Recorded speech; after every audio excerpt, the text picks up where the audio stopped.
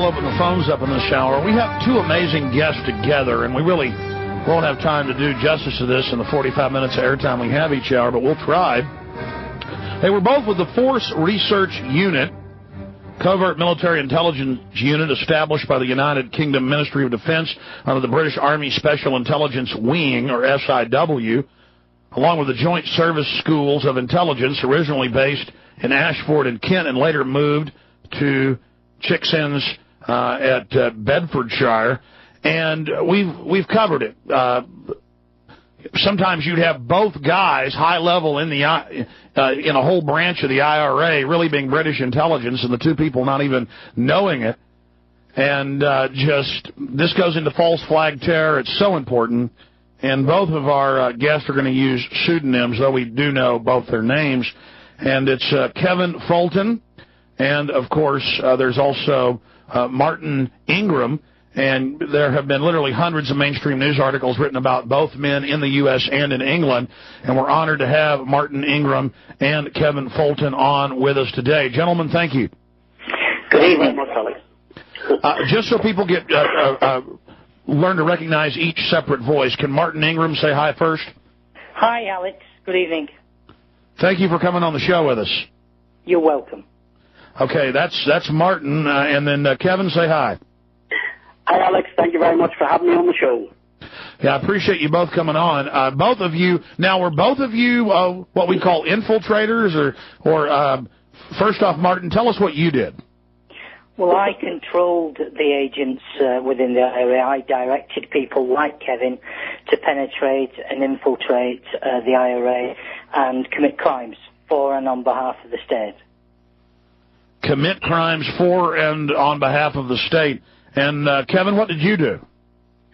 Well, Alex, I was a serving member of the British Army, and I was recruited by the Force Research Unit to actually become a terrorist on behalf of Her Majesty's government.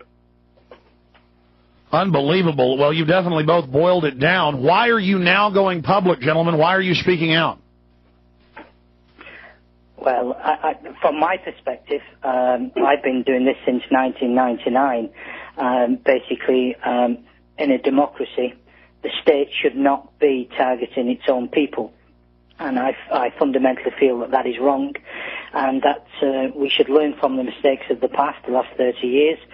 And I wouldn't like my children to suffer what many children in Northern Ireland suffered and in other theatres. So that would be my motivation. Now, you're quite famous. You were known as Stakeknife. Well, I wrote the book Stakeknife. I exposed the agent who was a mass murderer who killed... exactly. You've been known for exposing Stakeknife, is what I should say. Yes.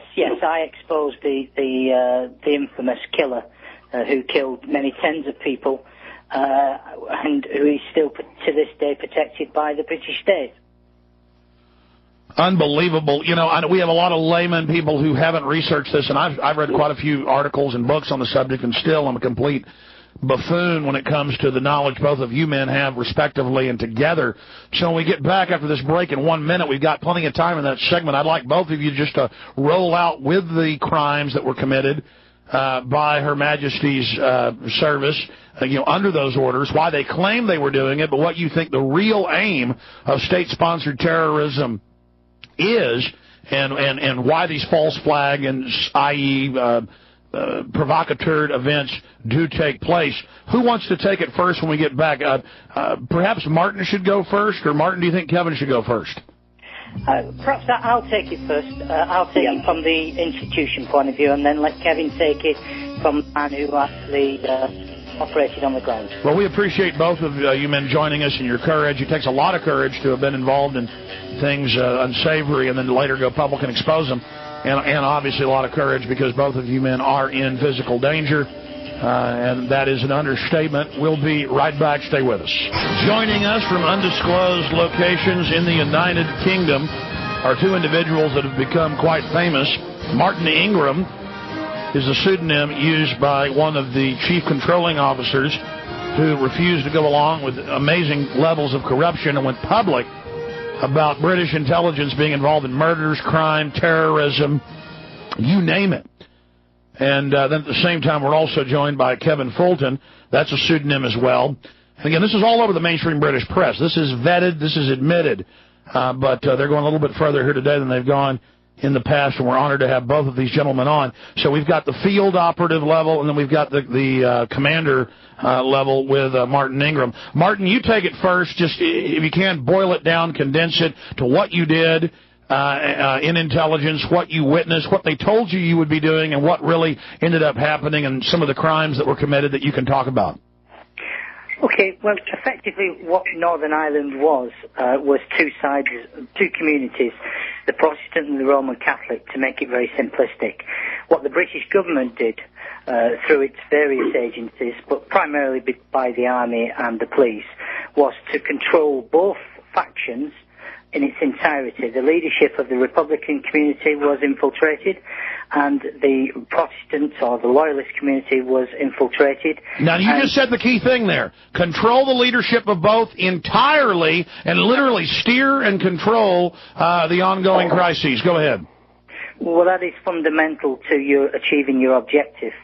And effectively what they did for 30 years was to have them fight each other and make it look to the world that the British government was the honest arbitrator and the honest party who was basically being caught up in the middle and trying to do its best. And from what I've taken away from what other agents in the record shows and the inquiry show is, in truth, they were there actually trying to stir it up as a pretext to continue control over the region. Is that accurate? Yeah, they didn't stir it. They generated it.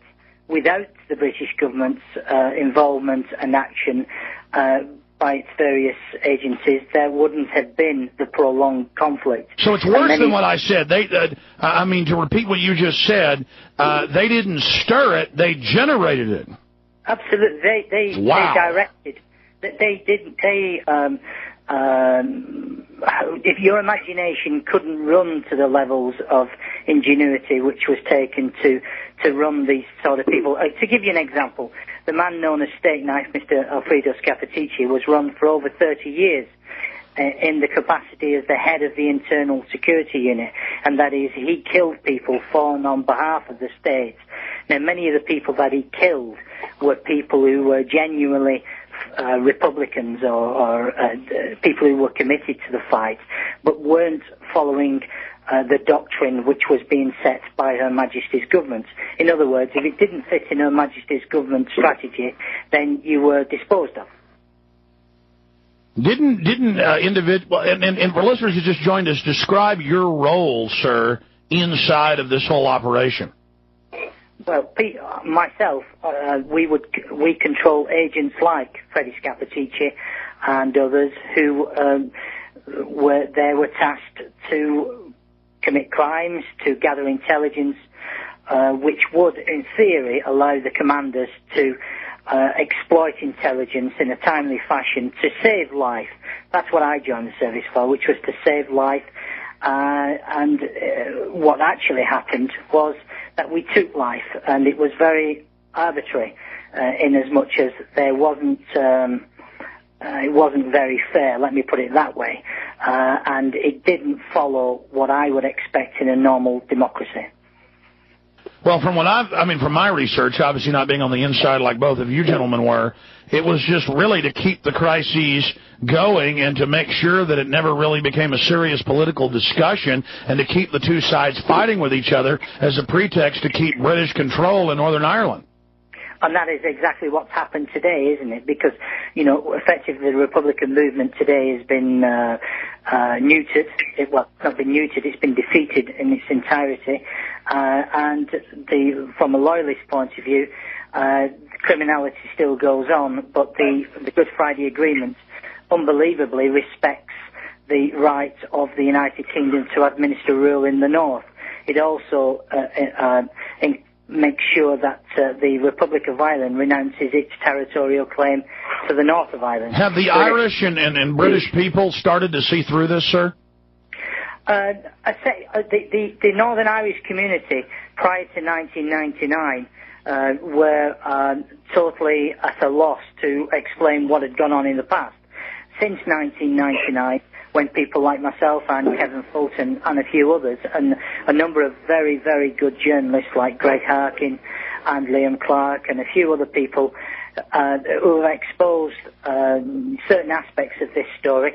The public today are absolutely 100% believers, and which is something that I believe that you're trying to convince the American public in respect to 9/11. Oh, exactly. In fact, I mean, just out of the gates, we know that our government has Operation Northwoods, an official plan to stage 9/11-style attacks. We know Gulf of Tonkin was staged, totally declassified, that our government staged attacks in 53 against Iran to blame it on their government. So, yes, sir, we believe 9/11 is an inside job. You want to give us your take on that?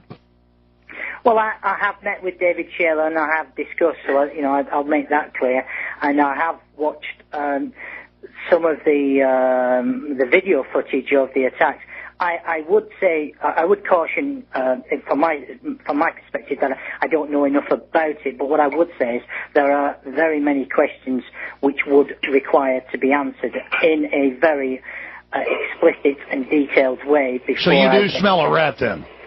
Yeah, there are certain aspects of this that I think they don't deserve, but I would demand answers to them. If I'd lost a loved one in that incident, then I would be absolutely fundamentally in favour of we call it a public inquiry, but a open inquiry into all that. Sure, we know there's been a cover-up. The first step would be a real investigation. We're talking to one of the commanders from the Force Research Unit, Covert Military Intelligence Unit, established running operations in Northern Ireland and, of course, in areas of England.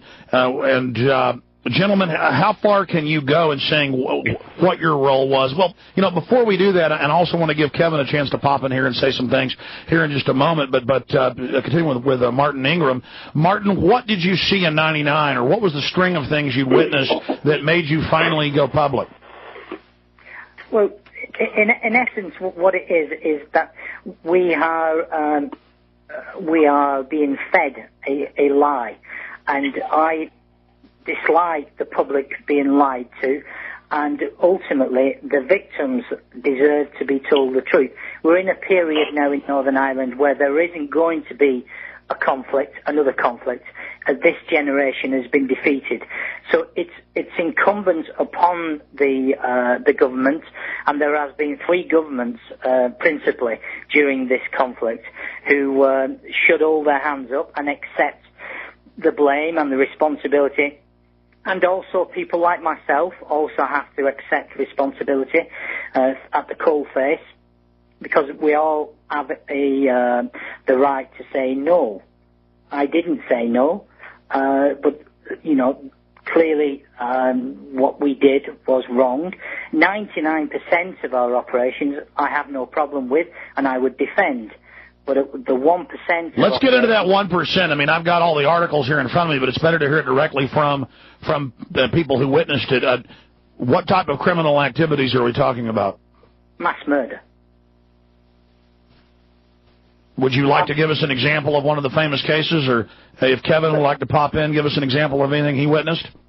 Well, let me give you an example of, say, the human bomb, the strategy of using a human being as a proxy bomb. I suppose very similar to a suicide bomb in it, but where you strap or you contain an individual. But Kevin is ideally placed to give you an insight into that, because he was involved in that type of an operation. Yes, sir. Please tell us, Kevin Fulton, give us just kind of a bird's-eye view of what Martin's talking about. Well, since I released my book actually just there in June, and since June, the police have now started a criminal investigation into my activities. So a lot of the stuff I can't go into in exact detail, but what I can say is, IRA operations, there were a number of agents involved in operations, and these people were agents for the British state in the human bomb attacks, which killed soldiers, innocent civilians, also landmine attacks. I mean, listen, the best way to put it to your listeners is, I was a soldier recruited to go into the IRA. Basically, in my capacity as a British agent, I became a terrorist. Now, you can't pretend to be a terrorist. I had to be able to do the same thing as the man next to me was doing. I'm not going to go into specifics, but I mean, just listen to what I'm saying. You know, that's exactly what it is. I mean, I was on operations and they were basically frustrated. No target turned up. Sometimes operations they got, things didn't go to plan. And I think you should be able to read into that again. I mean, this interview that I'm doing now will be used against me by the British authorities. You know, well, I would imagine they're pretty upset that you're going public right now, aren't they? Well, the thing is, I had no other choice. They tried to have me killed. You know, I worked for internal security for the IRA as well, along with Mr. Scappaticci. I mean, my own people in the government, someone took the decision to have me murdered. I had outlived my usefulness, and the best way to look at it now is, I see it now since I'm away from it, they had to tie up loose ends. Now, I had friends, I still have friends in the intelligence community, who tipped me off. They saved my life. But, I mean, well, stay there. We've got a break. When we come back, I want to hear about how your life's in danger.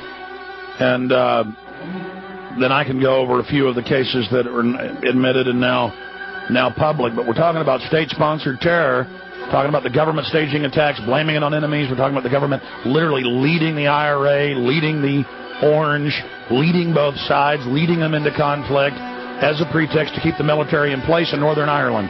We'll be right back. During the break, I was looking at martiningram.blogspot.com and other websites that have photos and documents up there from Kevin Fulton and Martin Ingram. Pictures of British intelligence officers that posed as the leaders of groups like Sinn Féin. Just amazing stuff. The photos we're looking at, gentlemen, can you describe some of the images that I've been looking at that we've got linked to up on Infowars.com, Kevin, and can you relay to us how much danger you guys are in for going public? Well, do you want me to go first, Alex? Yes, sir, please. Right, well, I'm not near my computer. Some of the photographs up there may be some of the dead agents lying at the side of the road. I don't know whether you have linked to those. Those were three guys, Dignam, Stars and Burns. These were three British agents. They had warned their handlers that they were compromised, they needed to be pulled out, and someone within the Force Research Unit, Colonel Kerr, he took the decision, let them go, let them die. Now, they were abducted by the IRA Internal Security Unit, and now I wasn't involved in that operation, but they were basically lifted. Mr. Scappaticci, who was Agent Stakeknife, would have been there. He would have been... Yeah, let's be clear. We have people who are British intelligence heading up IRA Internal Security. That's a key point. I mean, we're talking about leadership on both sides, the groups not just being infiltrated, but being led by British intel. Break that down for us. Well, the thing is, I was involved in the Internal Security Unit. I was a driver. Now, I mean, everything I learned went back to my handlers. Now, I didn't know that Agent Stakeknife, who was there present as well, was also an agent. You know, no one knows what the man next to him is. Yeah, I treated everybody as my enemy. So basically, people's lives could have been saved and weren't. That's exactly just what it is. They picked and chose who they wanted to die, which was... sounds terrible. In intelligence circles, it's a logical thing to do when you conduct black operations. You know, that is the way I was set up in another operation. I didn't even see it coming until someone friendly in the service actually warned me not to go back. And that's when I had to go running, and that's when I exposed everything. So the government asked you, recruited you out of the army to go do all of this and then tried to just cut you loose? Absolutely, yes. I mean, my government, we even got to the stage of, I helped develop triggers for bombs. I helped develop bombs for the IRA. I mean, at one time, because the army had jamming devices to stop radio signals, I mean, this is used everywhere. The IRA started to work on a flash unit. Now, I was actually asked to go to New York to buy some of these units in New York. Now, my MI5 military handlers and one special branch officer arranged, you know, for safe passage for me to go to New York, which I did. But we met there. There was FBI and Secret Service people there with my handlers. You know, I met up with another bomb maker who was on the run from the Provisional IRA. He was living in New York illegally. They had lost him, and I basically met up with him for dinner, and, you know, the FBI people picked him up later on to try to recruit him as an agent. I mean, this is another thing that it makes sense to me now. At the time, you know, I was in the middle of things. I wasn't seeing clearly, and I was a willing tool of the government. You know, I would target people who were killing people as well, and I would tell my handlers, thinking that these people would be arrested on a job, on an operation. It did happen sometimes, but other times these people were recruited. So instead of locking these people up, they actually recruited real terrorists and made them their agents. You know, it was a vicious circle. That's the type of people the government wants, and then you're a real live agent. You're just a nobody to them, and they try to cut loose later, and then you've got government out sponsoring terror. How many cases were you aware of, both of you gentlemen, where the government cooked the bomb or trained the driver or let the attack go forward for political gain? Well, one that springs to mind straight away, I mean, I wasn't involved with the bomb that went off in Omagh. But just before that bomb, on a number of occasions before that, I met the same guy, Manny, the ombudsman called him, and he was making bombs. So I would tell my handler, and sure enough, within 2 or 3 days, a bomb would go off locally. 3 days before the bomb went off in Omagh, I met this guy again, just about 12 after midnight, and he was mixing the bomb. I mean, this guy is an agent as well. He was my boss in the IRA. He taught me everything. So your boss in the IRA is a government agent too, and he's making the bomb if they go, and then of course the Omaha bomb killed a bunch of people. The Omaha bomb killed people, yeah. Say that number again for folks that missed it. Pardon? 30 people. Yeah, 30 people. Yeah. Hey, but don't worry, you get to put up some more cameras, take some more freedoms, put some more troops on the streets. Learn to worship the government. Okay, this was a short segment, gentlemen. Long segment coming up, plenty of time to talk. And I'd like you both to just have a free-for-all, go back and forth, and let's get it all out there, and hopefully this can stop more of this activity in the future, because disclosing this makes the government suspend their actions. When Martin Ingram and now Kevin Fulton and many others started going public in the late 1990s, you notice that IRA bombings just suddenly went away. You notice that the pretext for the occupation of Northern Ireland suddenly ended. This is why disclosure is so important, because when you've got both sides led and controlled, and the cases of where low-level IRA who weren't government agents, who really were terrorists, getting kneecapped, getting beat up, getting killed because they refused to go out and kill people. Imagine British agents, get out there and kill. And they think it's their IRA commanders.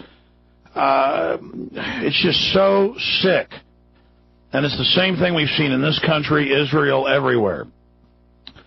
It's horrible.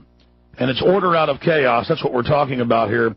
Going back to Kevin Fulton and, of course, Martin Ingram.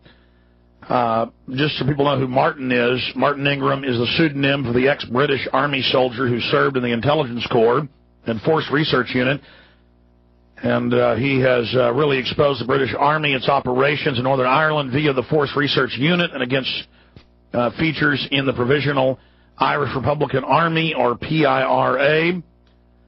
And we're going to just leave it right there. I've got the encyclopedia here, and it's got more on his name and information, but we're not going to give you his name here on air today.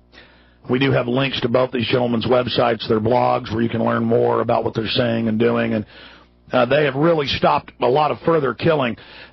Gentlemen, and either one of you can take this first. Is my outside analysis and view of this correct, that as soon as the fact that British intelligence was running the operations came out, that we saw an almost end or a major drop-off down to almost nothing of terrorist attacks in Northern Ireland and England, supposedly from the IRA? Well, can I take that one first, Kevin? Sure. Yeah, go ahead. Okay. Well, yes, a little bit too simplistic, Alex, and I'll explain why. Prior to 99, the Good Friday Agreement was signed in 98. Effectively, the war in the north was actually finished by the very early 90s, the 92 to 96 period. We saw the odd mainland bombing at Docklands in London and Canary Wharf. But they were, again, committed and directed by agents. But what effectively happened... Hold on. The bombing that you just mentioned at Canary Wharf, carried out by British agents. Yeah, and also the Manchester bombing, and the police in Manchester were actually stopped. They actually had forensic evidence against the bombers, and very controversially have been politically stopped from mounting a prosecution against the bombers, who again were agents of the state. So, you could argue why that bombing was carried out, but, at the end of the day it was carried out, and the state has now decided that it does not want to prosecute those involved, primarily because... So why did this come out then? The operations were kind of ending and they wanted to tie up loose ends and you guys didn't feel like getting killed? Not so much getting killed, no. It came about because for one thing, we've got the internet, so the control of information is very difficult. Because what I would say, and it is very crucial to the overall conflict, was that the British government had control over the media. And just may I pick up on the point that Kevin raised just before the break about Omagh and Omagh bombing, yeah. The Omagh bombing. Well, the British government decided that it would leak certain information to the BBC, the British Broadcasting Corporation, which has a phenomenal reputation. Total government front, going back to George Orwell's day. Absolutely. Now, what they did effectively, they have a very high-profile program called Panorama. You have a similar sort of program in the States, and it's the #1 flagship. And their number it's like one, 60 Minutes. It's exactly like 60 Minutes. And they have their #1 reporter, a gentleman who I know very well, called John Ware. Now, John Ware, his integrity is beyond reproach. But basically, he was fed information, and as Kevin outlined, the bomb maker in the Omagh bombing, a man, he calls him Man A. I will call him by his real name, Patrick Joseph Mooch Blair. And he, basically, his telephone was used within 30 seconds of the bombing going off. The location where it went off, his phone was used within 30 seconds. And they deliberately did not tell the journalists involved in the Panorama program because they wanted to keep the attention away from the agent who both committed the bomb and also constructed the bomb. Now, the journalist was given this information subsequently, and he was mystified as to why he was not fed that information. Now, what it does goes to show is that the government want total control over the media, and I would imagine that's the same in the States, but it is becoming more and more difficult to control because the advent of the internet has made it almost impossible. I myself have a blog, you have a blog, Kevin has a means of getting information out. So the old ways of dealing with the situation, frankly, have had to go with the Cold War. It's gone, and they're having to design and devise different ways of maintaining that control. Okay, well, at the risk of being too simplistic again, and you can correct me and enlighten me here, and then also want to get Kevin Fulton's response to all that's been said here and any other caveats or addendums or points he thinks are salient and central for the people to, get a good panoramic view, pun intended. Yes. Looking at this, looking at what Western intelligence does over and over again, you've got pure government-sponsored terror where the government totally carries out attacks. Then you've got real terrorist attacks that are pretty rare, but they do happen where it is, independent groups. But the most common is the provocateur, where the terrorists are led by government agents, handled by government agents, given weapons by government agents, and then they go out and carry out attacks, and the agents are kept safe, and then even their main terrorists are kept safe, and some normally mentally retarded patsy is sent down the river.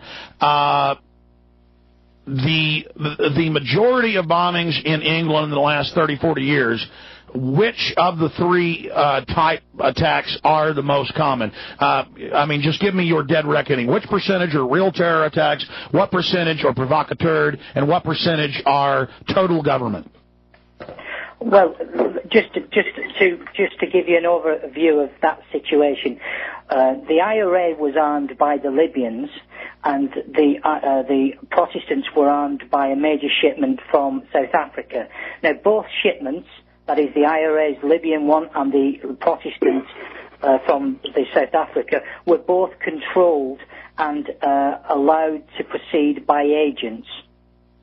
They were directly involved. So it's provocateur action, okay. Absolutely. Now, to answer your question about the majority of high-profile attacks on the mainland, a large proportion, I wouldn't like to put a percentage, but certainly well over 60 or 70% would have been involved the use of agents, and would certainly have been preventable if you didn't have the long-term interest of But of that agent. 60-70%, what percentage of those are pure government ops versus provocateured or shepherded? Well, I would always say that they were government ops, because ultimately a lot I of agree. them... No, certainly I agree. I was trying to separate the two. Absolutely. Well, it's very difficult. I don't think you should separate the two, because ultimately the government... Well, the reason I do is the public gets confused. They go, but there's a real terrorist. Okay, well, there's agents, but they just can't understand it, so I try to... And I'm not being patronizing. I mean, most of my audience is smarter than I am. I'm trying to... I'm just trying to let people see how this happens. Yeah, I accept what you're saying. It's just that, from an insider's point of view, there is very little difference. You could get a cigarette paper between the two. No, I agree with you. Listen, I totally agree. And you guys are the experts. You've been quiet, Kevin. You've got the floor. Give us your take on everything. Well, just to explain it there, I mean, there's a lot of operations I went on, and I knew I was an agent. I didn't know the other people with me. And my handlers would know what operation was coming up, and we did save lives. And as I said before, sometimes the plans didn't go to plan. Now, I've learned since coming away from those things, a lot of the other people who were planning these jobs have also now turned out to be agents as well. So, I mean, there's a very fine line. I think most operations were basically, as you would say, agent provocateurs were there, they were helping out, we were allowed to go ahead with things. People lost lives. A lot of people were saved. And I don't think you can distinguish, when you're saying there about government ops or proper terrorists, there's always proper terrorists. But always watch the man next beside him. There's always an agent in somewhere. So, so there is government control. I've seen operations basically frustrated. The IRA didn't know what was hitting them. And I've seen operations that did go ahead, and, I mean, I would not have known in advance, so I couldn't tell my handlers, but I would tell them afterwards. And things were covered up. I mean, there was collusion in every aspect. Well, bottom line, the state stood to gain from having terror as a pretext to scare the population into submission. Kevin, at what point did you decide to go public? Did it happen gradually, or did you just wake up one morning and say, that's it, I'm going public? No, I tell you, actually, listen, I have to say, I have to accept my responsibility. I was a willing tool of the state as a soldier. I was in a compartment, I thought I was doing right, fighting terrorists. And when they tried to actually my own bosses in the intelligence services tried to have me killed by Agent Stakeknife. They set up a complete operation, and everybody was caught. The IRA men were caught. But you were a good agent. I mean, you were going along to get along. Why did they try to have Stakeknife kill you? Well, the best way to put it, Alex, is I knew too much. That's exactly what it is. I am a loose end. And I have gone public. Well, that shows. So basically, you've gone public because for no reason they tried to kill you. And see, folks, that shows how criminal this system is they'll just try to kill and kill their own agents. How many people have been killed? I've been researching this. I'm seeing all these photos of dead, tortured bodies of agents. How many people do you know of that your government's killed who were agents? Martin, you take that one. You would be more into the amount of agents that were killed. Well, many. I can think of, one of the most famous ones was one of my agents, a man called Frank Hegarty. Frank Hegarty was responsible for bringing in a very large shipment of Libyan arms. And ultimately it was the largest ever find of arms on the island of Ireland. And he was killed by an agent, by Stakeknife and by Martin McGuinness, and who were working together. And effectively, there are many other agents, Ruby Davidson, there are loads and loads of agents who've been killed by other agents. Another one, Martin McGartland, who was taken to be killed, and he threw himself out of a third floor set of flats very high up, and basically saved his life by running through a glass pane of window. There are many incidents of it. But just to come back... Yeah, so they were grabbing on him going, come with us, and he went, no, boom, out the window. Yeah, they had him for a number of hours. They were waiting for the killers to come and basically kill him. And he thought better of it, and he was tied up, trussed like a turkey. And being very brave and very stubborn, he decided that he wasn't going to die. So he threw himself out of... Or at least don't die the way they want to. Go hobble over to the window and jump out, yeah. Absolutely. He took a running jump at it.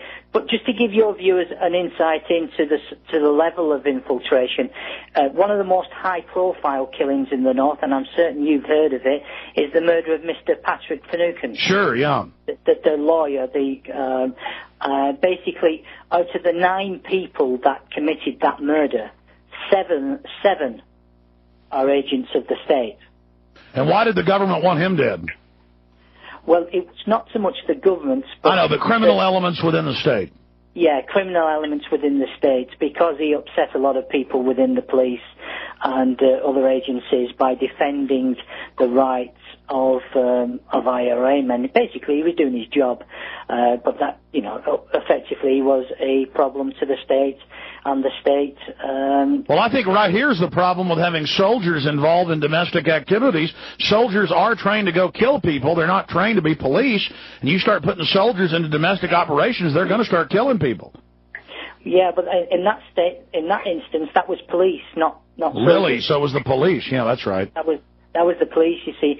Well, then it never ends. It just, what do you think about the setup of domestic militarized police here in the U.S. and secret police and secret arrest and secret torture and the president openly talking about it? Well, it's certainly, you have moved away from some of your fundamental principles, which your democracy is built on, and you do have a Bill of Rights, where we don't have a Bill of Rights in the United Kingdom. And effectively, your rights are enshrined in law. Kevin, what do you think of what's happening in this country? Well, the one aspect, yes, I believe in law and order, but who watches law and order? My boss in MI5 used to have a saying, they used to have great sayings, and I always remember, and he used to say, governments can come and go, but we are always here.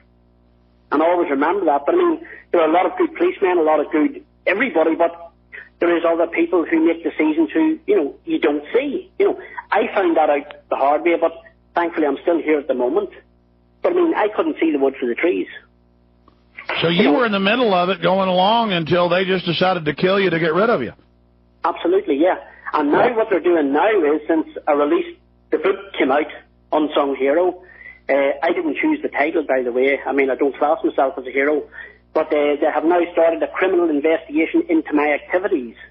We're seeing in the newspapers where the United States government and the British government accused Iran of supplying this infrared technology to the insurgents to the Arabs.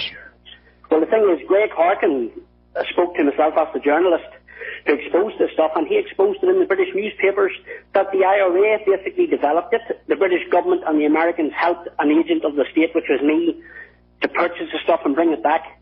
And the IRA shared it out. Now, the British government then had to withdraw that comment.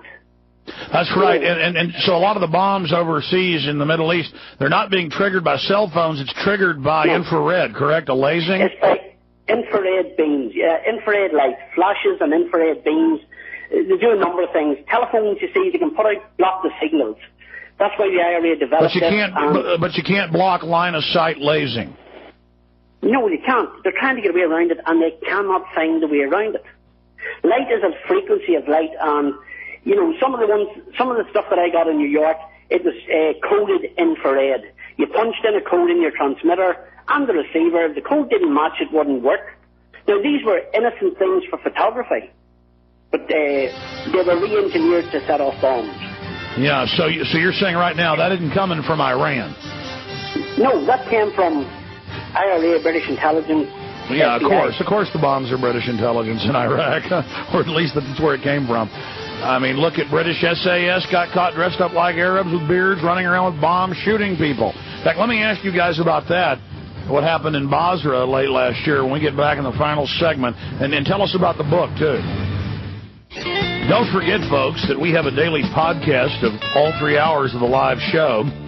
And as soon as the broadcast ends each day, if you're a podcast subscriber at Infowars.com, it will be sent to your MP3 player, your iPod, whatever the case may be, as they say. So please go to Infowars.com and just click on subscribe to the podcast. It's absolutely free and get the show delivered to you each and every day.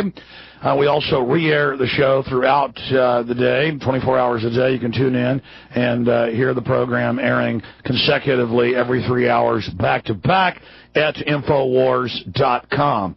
And that's how you can always tune in and listen. We have a lot of great affiliates across the country, but stations come and stations go. But the Internet, we hope, will always be there for you. The broadcast is almost over. I know we had a lot of callers who were holding, but that was on other issues. We can't go to your calls. And I appreciate the courage of both these men to go public here on the broadcast to great danger to themselves, but you've heard them to be more dangerous to not go public. Martin Ingram and, of course, Kevin Fulton. We have links to websites and news sources that have photos and documents and information. Kevin, tell us a little bit more about that book. Can we get that from what? Amazon.co.uk, or is that available too here in the U.S.? It's Amazon.co.uk. It's Unsung Hero by Kevin Fulton. And as I say, I didn't pick the title. You know, I would never... I understand, that's the publisher, but I know you're not saying you're a hero, but yeah, you are going public, and that is heroic. Absolutely, folks should get the book. I hear it's pretty powerful.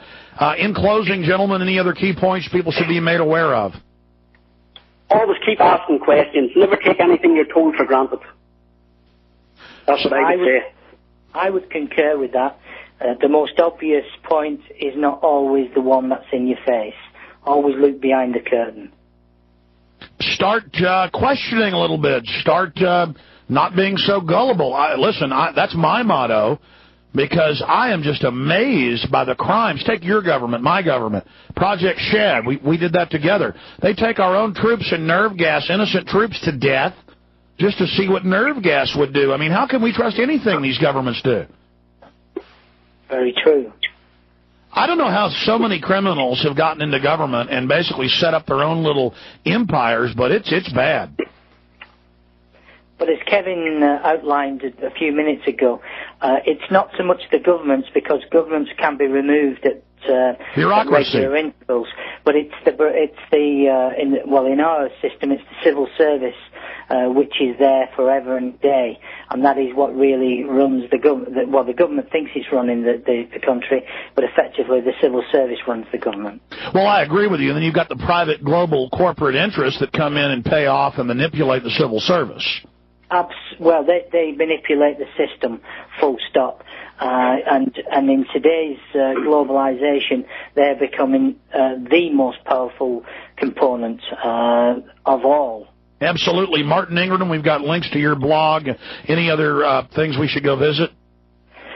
Well, if you go and visit Sinn Féin's website, you will basically be visiting another section of the British government. Yeah, that's true, and that's why these people are in control, because they're masters at controlling all sides, and we need to realize that. Well, gentlemen, I hope to get you back up in the future to have a longer talk and take calls.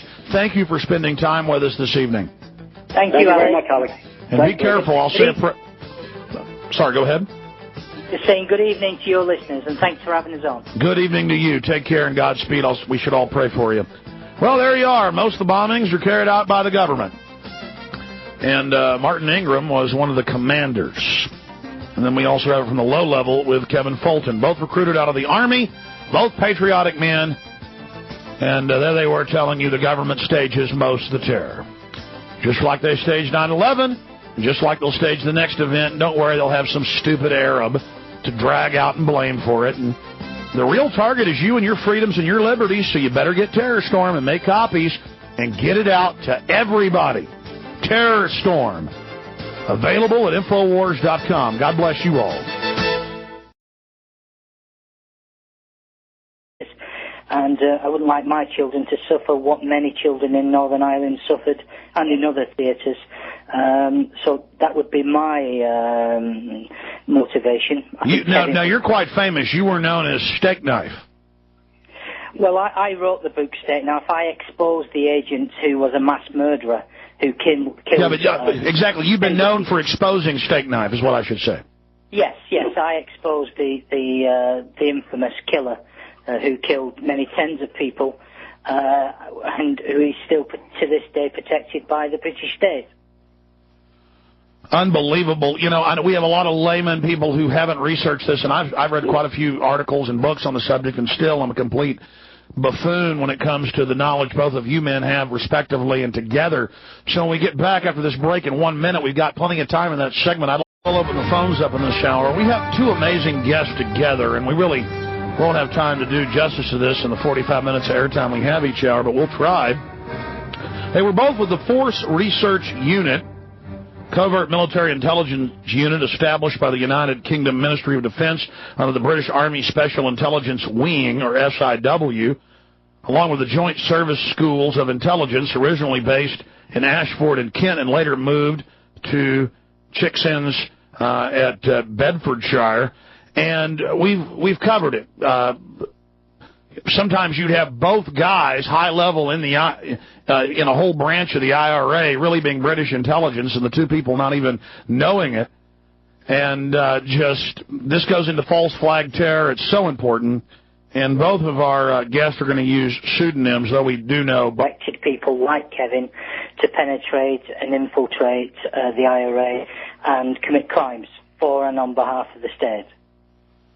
Commit crimes for and on behalf of the state. And, Kevin, what did you do?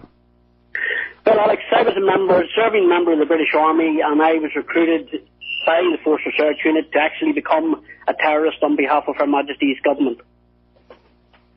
Unbelievable. Well, you definitely both boiled it down. Why are you now going public, gentlemen? Why are you speaking out? Well, from my perspective, I've been doing this since 1999. Basically, in a democracy, the state should not be targeting its own people.